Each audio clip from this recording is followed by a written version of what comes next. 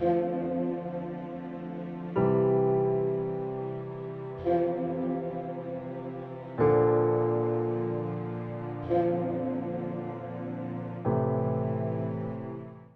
کے لیے ہماری تلاوت دانیال نبی کی کتاب اس کا 13واں باب 41ویں آیت سے 62 آیت تک۔ لیکن اسے ہم نے قابو کر لیا اور اس سے پوچھا کہ وہ نوجوان کون تھا، لیکن اس نے ہمیں بتانے سے انکار کر دیا۔ اس بات کے ہم گواہ ہیں۔ پس مجمع نے ان کی بات کا اعتبار کر لیا، اس لیے کہ وہ بزرگ اور قوم پر قاضی تھے۔ پس انہوں نے اس پر موت کا فتویٰ دے دیا۔ تب سوسن بلند آواز سے چلانے لگی اور کہا کہ اے ازلی خدا، تو جو پوشیدہ باتوں سے واقف ہے، واقعہ ہونے سے پیشتر ہی سب کچھ جانتا ہے، تو جانتا ہے کہ انہوں نے میرے خلاف جھوٹی گواہی دی ہے۔ دیکھ، مجھے موت کے حوالے کر دیا گیا ہے، حالانکہ میں نے کوئی ایسی بات نہیں کی جس کا انہوں نے مجھ پر بہتان باندھا ہے، اور خداوند نے اس کی سن لی۔ چنانچہ جب وہ اسے مار ڈالنے کے لیے لے جا رہے تھے تو خداوند نے دانیال نام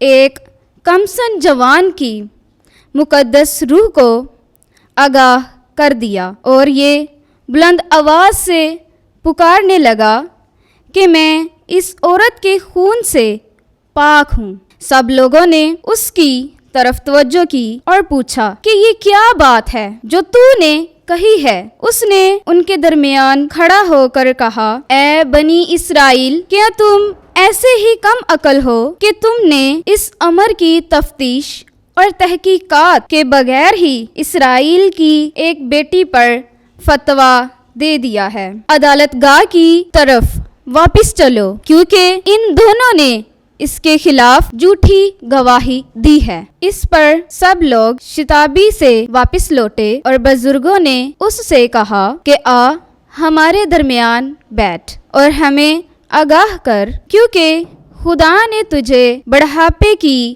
فضیلت دی ہے۔ اور دانیال نے ان لوگوں سے کہا کہ ان دونوں کو ایک دوسرے سے الگ الگ کر دو، اور میں ان کا امتحان کروں گا۔ جب وہ ایک دوسرے سے الگ کر دیے گئے تو اس نے ان میں سے ایک کو بلایا اور اس سے کہا، اے تو جو ہر روز شرارت کرتے کرتے عمر درازی تک پہنچ گیا ہے، جو گناہ تو پہلے کرتا رہا ہے ان کی بھی تجھے اب سزا ملے گی۔ یعنی کہ تو نے ظلم کے مقدمے کیے اور تو نے بے گناہوں پر فتویٰ دیا اور مجرموں کو چھوڑ دیا، حالانکہ خدا نے فرمایا کہ تم بے گناہوں اور صادقوں کو قتل نہ کرو۔ پس اب اگر تو نے در حقیقت اسے دیکھا ہے تو بتا کہ کس درخت کے نیچے تو نے انہیں اکٹھے دیکھا۔ اس نے کہا کہ مستلقی کے درخت کے نیچے۔ اس پر دانیال نے کہا کہ تو نے اپنے ہی سر کے خلاف خوب جھوٹ بولا ہے، کیونکہ دیکھ، خدا کے فرشتے نے خدا سے حکم پایا ہے کہ تجھے 2 حصوں میں کاٹ ڈالے۔ پھر اس نے اسے ایک طرف کر دیا اور دوسرے کو پیش کرنے کا حکم دیا، اور اس سے کہا، اے تو کہ کنعان کی نسل ہے، نہ کہ یہودا کی۔ حسن نے تجھے دھوکہ دیا ہے اور شہوت نے تیرے دل کو شرارت کے حوالے کر دیا ہے۔ تم اسرائیل کی بیٹیوں سے اسی طرح کرتے رہے ہو اور وہ ڈر کے مارے تم سے ملتی رہیں، لیکن یہودا کی اس بیٹی نے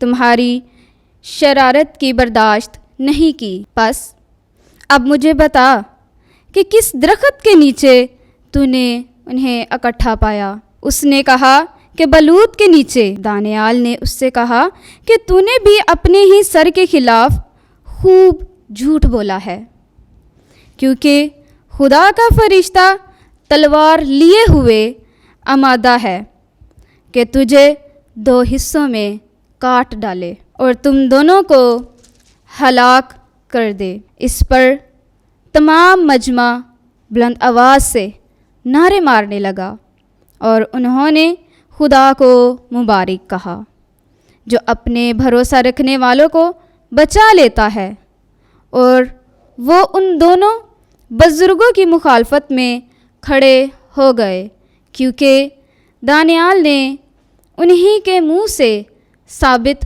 کر دیا ہے کہ انہوں نے جھوٹی گواہی دی ہے، اور ان سے وہی کیا گیا جو وہ بدنیتی سے اپنے ہمسائے سے کرنے لگے تھے، اور وہ موسیٰ کی شریعت کے مطابق قتل کر دیے گئے، اور یوں اس روز بے گناہ خون بچ گیا۔ آمین۔ پاک کلام کے پڑھے اور سنے جانے پر خداوند کی خاص برکت ہو۔ خداوند کا شکر ہو۔